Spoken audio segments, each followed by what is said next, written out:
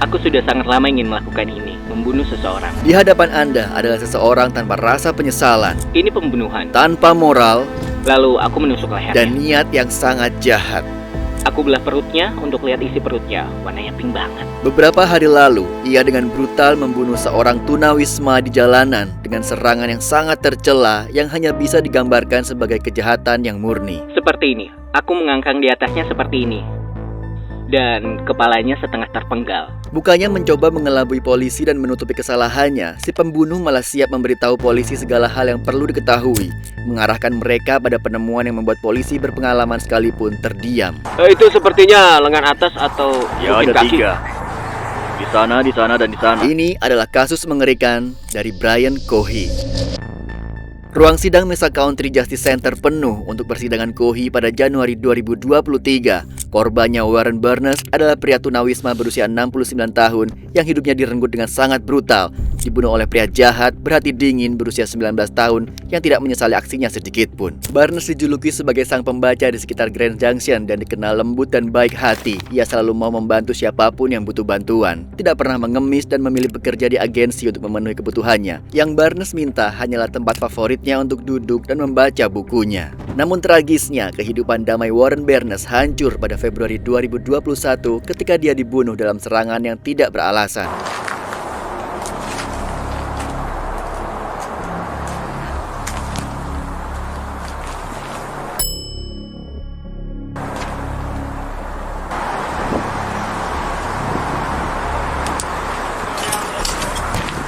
Pembunuhnya adalah Brian Cohy, menemukannya tertidur di bawah jembatan dan menikamnya sampai mati hanya dengan beralasan penasaran akan rasanya mengambil nyawa seseorang.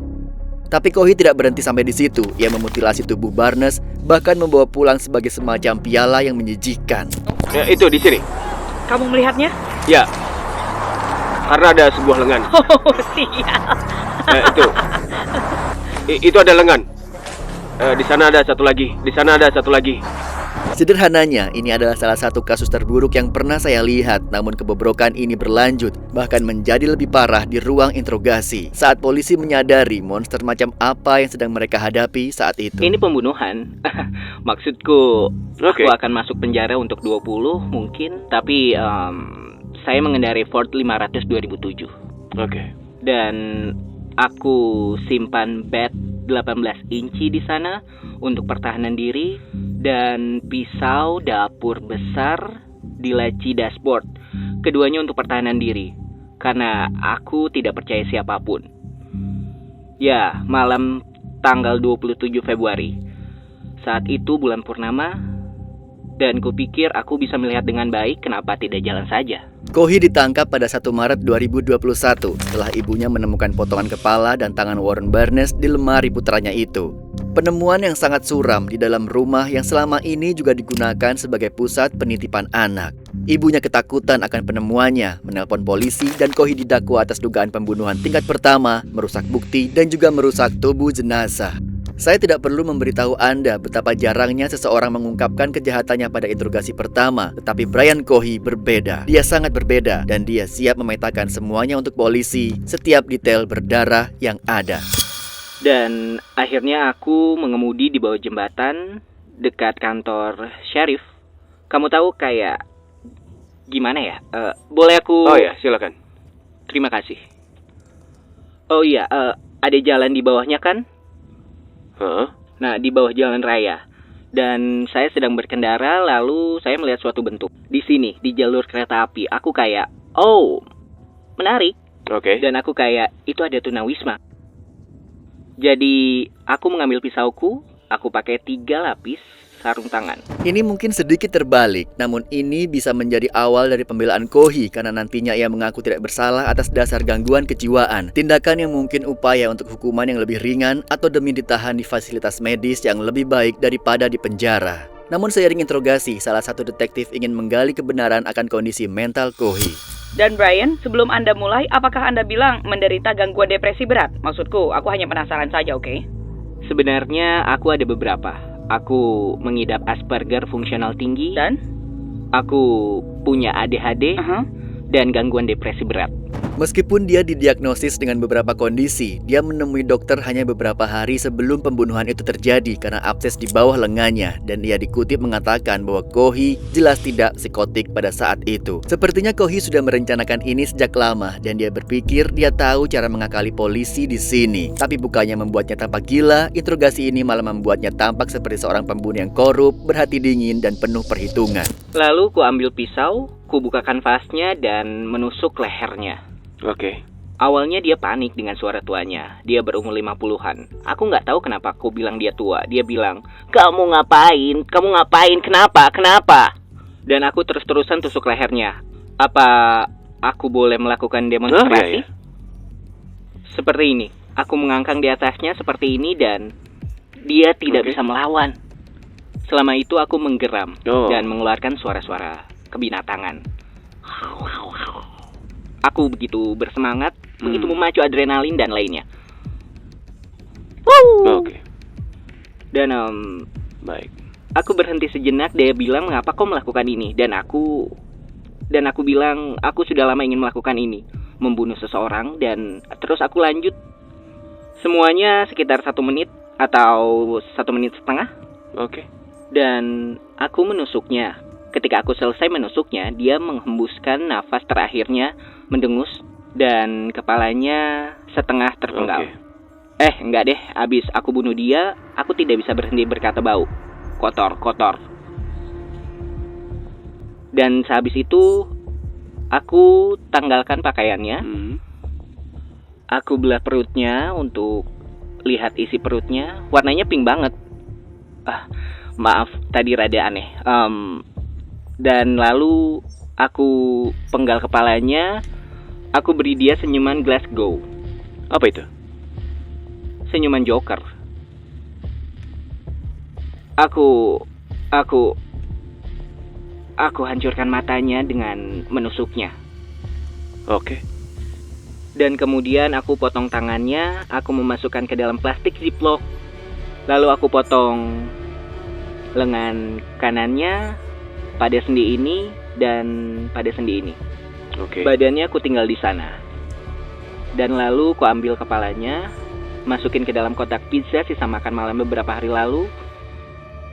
Dan kemudian aku ambil tangannya, taruh di belakang mobil, pulang ke rumah, sembunyiin tangan dan kepala di kamarku, bersihin pisaunya, buang ke tempat sampah barengan darahnya. Dan kemudian mencoba untuk tidur. Tapi aku khawatir karena ada lubang di sarung tanganku. Di sini. Aku khawatir ada sebagian sidik jariku. Jadi kupikir, mengapa tidak sekalian saja segalanya? Aku nyetir balik, pakai pakaian beda, ambil badannya. Ternyata berat. Masukin ke bagasiku, dan aku pergi ke stasiun Blue Heron. Kemudian? Aku parkir. Jadi seperti ini kan. Jadi kayak, ini ada tanah, jalannya cukup curam. Kamu harus punya kendali 4 roda untuk keluar dari sana. Oke. Dan mobilku nggak punya. Aku buka bagasinya, aku keluarkan tubuhnya, aku taruh ke dalam air, dan karena nggak mau ada sidik jari di tubuhnya, aku coba dorong dengan sepatuku. Dan berhasil dengan sukses. Jadi dia keluar, entahlah dia di mana sekarang. Saat di SMA, Kohi dijuluki Dahmer di antara kawannya. Tentunya tidak bisa lebih buruk lagi daripada itu. Ada juga alasan lain untuk nama itu, karena dia memiliki ketertarikan yang tidak wajar pada Jeffrey Dahmer. Dan daya tarik itu akan segera menjadi terlalu menggoda, menjadikan rasa keingintahuannya menjadi kenyataan. Faktanya, terungkap dalam penyelidikan bahwa Kohi telah berencana untuk membunuh setidaknya 1 tahun sebelum kasus ini terjadi. Dan ia bahkan telah menyusun semua perlengkapan untuk melakukan pembunuhan itu. Tahun lalu, orang tuaku nemu perlengkapan. Aku sedang menyusunnya. Isinya ada palu, sekop, pisau, ziplock besar, lakban, dan gergaji. Ini untuk melukai orang lain. Perlengkapan mengerikan ini berisi semua alat yang dibutuhkan, namun sesuatu tidak berjalan sesuai dengan rencananya. Saat aku mencoba mengemudi keluar, mobilku tidak bisa keluar. Dari Blue Heron? Ya, mobilku macet. Aku coba pacu dengan kecepatan penuh. Ya. Tidak berhasil. Mobilku nggak punya penggerak 4 roda. Bodohnya aku. Oke. Jadi aku mencoba masukin ke gigi rendah. Aku ada di titik coba saja segalanya. Dan itu tetap tidak berhasil. Kasus ini sangat gila, kau tahu itu? Iya, dia sadis sekali. Ya, aku tidak habis pikir. Bisa-bisanya dia lakukan itu. Ya, aku tidak tahu. Ya, sebentar lagi dia pasti akan dipenjara. Bagaimana caranya kita menemukan Derek buat itu? Saya tidak tahu. Karena dia masuk ke dalam air, sialan. Ya, Dan terus meluncur ke sungai. Oh, aduh. Mobilku tergelincir ke sungai dengan aku di dalamnya. Jika Kohi berusaha menghindari polisi, maka dia mengambil jalan yang salah karena dia akan berhadapan langsung dengan mereka dan hampir tertangkap basah oleh karena jawabannya sendiri. Jadi di sana aku di dalam mobil dengan cepat dibanjiri air di sungai yang hampir beku. Basah kuyup. Aku hampir mati. Aku berhasil memanjat keluar. Aku tidak melihat mayatnya, jadi aku berasumsi itu sudah terhanyut. Oke. Aku harus bertindak cepat atau aku mati karena hipotermia. Aku iya. jadi panik di sini. Aku jadi orang yang diingat mati karena hipotermia dalam upaya gagal menyembunyikan mayat. Dan aku kayak sial. Sudahlah, aku ke jalan saja. Dan aku mencari mobil. Gak ada yang lewat setelah 5 menit. Namun akhirnya ada. Taunya teman SMA dulu. Tuhan, siapa nama keluarganya? Dia mampu menampung orang Samaria. Benarkah? Dia bantu menelpon orang tuaku untuk bilang ke mereka kalau mobilku di sungai. Oke. Jadi aku bilang bahwa aku berkendara ke Blue Heron dan cuma parkir, terus matiin mobil dan berpikir. Oke. Dan aku bilang pada mereka kalau aku bodoh dan parkir terlalu rendah, dan kemudian mobilku meluncur ke sungai. Apakah mereka mempercayainya? Iya. Oke. Begitu pula polisi. Polisi juga datang? Ya, mereka menelpon polisi karena mereka setelah mereka bersiap, mereka mencoba 5 perusahaan truk derek yang berbeda. Semuanya bilang, oh pengemudi sedang libur atau nggak ada peralatan yang memadai. Jadi mereka panggil polisi. Salah satu dari mereka suruh telepon State Patrol. Tapi mereka nggak dapat nomornya, jadi mereka menelepon 911. Selama 24 sesi konseling dengan Dr. Phillips, Kohi menunjukkan banyak bendera merah. Terlepas dari fanatismenya pada Dahmer dan pembunuh lainnya, dia mengidolakan para diktator dan eksentris, sering menyebut kaum trans sebagai binatang dan bertanya apa salahnya mencuri atau menyakiti seseorang. Dia bahkan mengaku merundung seorang gadis hanya untuk memicu PTSD-nya. Seminggu sebelum pembunuhan, dia menjadi banyak bicara di tempat kerjanya. Ini tidak biasanya terjadi. Ini mungkin disebabkan oleh fakta bahwa ia telah berkeliling selama beberapa minggu untuk berburu korban yang akan dibunuhnya. Anda bilang Anda sudah berpikir untuk melakukan ini selama 6 bulan terakhir? Pernahkah Anda melakukannya sebelumnya? Tidak. Oke. Harus dipertanyakan. Ya. Bagaimana dengan binatangnya? Apa Anda berlatih kepada mereka? Ya. Mereka cukup besar? Ceritakan tentang itu. Waktu itu 2018 Halloween, ada kucing hitam liar datang ke sekitar rumah dan aku kepikiran untuk membunuhnya. Aku kemudian sembunyiin mayatnya di kotak sepatu dan kemudian aku buang ke tempat sampah dan aku nggak ketahuan bunuh kucing itu. Apakah Anda tangkap untuk sementara waktu seperti yang ini? Aku simpan sampai 3 hari, terus mulai berbau busuk. Kapan Anda mulai berpikir untuk membunuh orang? 6 bulan lalu. Sebenarnya udah kepikiran untuk bunuh orang pas zaman kucing, tapi aku nggak bertindak. Aku mulai berpikir serius bunuh orang setahun yang lalu. Saat Anda berumur 12 tahun, apakah Anda berpikir untuk membunuh? Tidak. Jadi apa yang berubah di hidup Anda atau yang berubah di pikiran Anda? Aku nggak tahu. Ketika Kohi pertama kali menyusun rencananya, dia menyusun perlengkapan pembunuhan berisikan pisau, palu, sekop, dan juga tali pengikat. Waktu itu rencananya berbeda, namun semuanya berubah ketika ketahuan orang tuanya, dan mereka memberi Kohi pilihan yang sangat sederhana dengan mengatakan jangan lakukan itu lagi. Jadi apa rencananya saat itu? Rencananya adalah mencari karena tidak ada pelacur di Grand Junction. Aku pikir apakah Anda pernah ada kejahatan Iya, seksual? tidak ada pelacur seperti mereka berlima berdiri di pinggir jalan. Tidak. Tapi ada pelacur di Grand Junction. Ya, rencananya adalah pergi bersama pelacur dan bawa mereka denganku. Dan kemudian rencananya adalah menaklukkan dan mengikat mereka. Dan kemudian menyiksanya. Itu sifatnya seksual, hanya untuk tahu seperti apa rasanya. Tapi itu bersifat seksual. Jadi Anda memikirkan pembunuhan seksual, tapi kali ini hanya untuk tahu apa rasanya membunuh. Ya. Ibumu menemukan barangmu, Ya. ya kan? Dan dibuang. Mengapa Anda tidak kembali ke rencana itu? Kenapa berubah rencananya? sangat beresiko. Oh. Pertama kali berturut-turut dibilang, oke, itu sangat mencurigakan. Oke. Tapi oke, kami maafkan kamu, jangan lakukan lagi. Kali kedua, kami laporkan ke polisi. Oke, masuk akal ya. Jadi mereka tidak memanggil polisi? Tidak. Aku bilang ke mereka, mereka kasih ultimatum. Buang semua peralatan atau telepon polisi. Jadinya aku buang semua karena... Anda pikir jika menyusun kembali rencana itu, mereka bakal Ya. tahu? Iya. Kohi telah menemui banyak dokter dan terapis selama bertahun-tahun dan di tahun 2020 dia mengeluh sering sakit kepala. Dokternya pun melakukan CT scan dan hasilnya normal. Meskipun dia telah melaporkan perasaan ingin bunuh diri, dokter keluarganya kemudian bersaksi bahwa itu hanya sekali dan sekali itu saja di mana Kohi mengungkapkan pikiran untuk bunuh diri. Dari sudut pandang saya, sepertinya Kohi sangat ingin tampil gila dan dia melakukan semua itu dengan cukup cerdas. Anehnya lagi, sepanjang interogasi dia memberikan petunjuk demi petunjuk bahwa dia mungkin tak waras, bahkan dia sangat berani memberikan diagnosis tak resmi yang bahkan hasilnya bukan dari dokter. Aku diuji di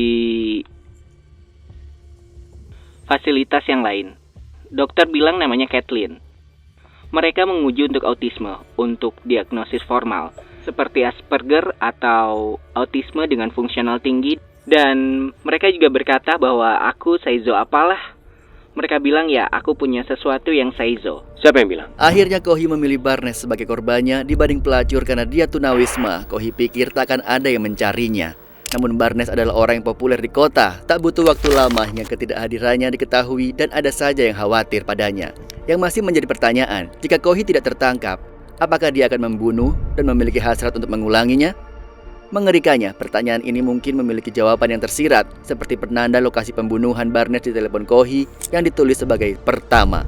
Di persidangan, tim Kohi mengklaim bahwa kombinasi gangguan mentalnya lah yang bereaksi saat pembunuhan Barnes, dan Kohi tidak sepenuhnya menyadari tindakannya. Namun di Colorado, untuk divonis tidak waras secara hukum, seseorang harus gagal membedakan antara benar dan salah. Tetapi Kohi telah mengakui kejahatannya, mengungkapkan rincian lebar perbuatannya hingga rencana untuk menutupinya. Ini menunjukkan pada saya dan juga juri sadari bahwa Kohi paham konsekuensi perbuatannya dan karena itu dia dinyatakan waras. 30 teman dan keluarga Barnes hadir di pengadilan ketika Kohi dinyatakan bersalah pada Februari 2023, 2 hari setelah pertimbangan.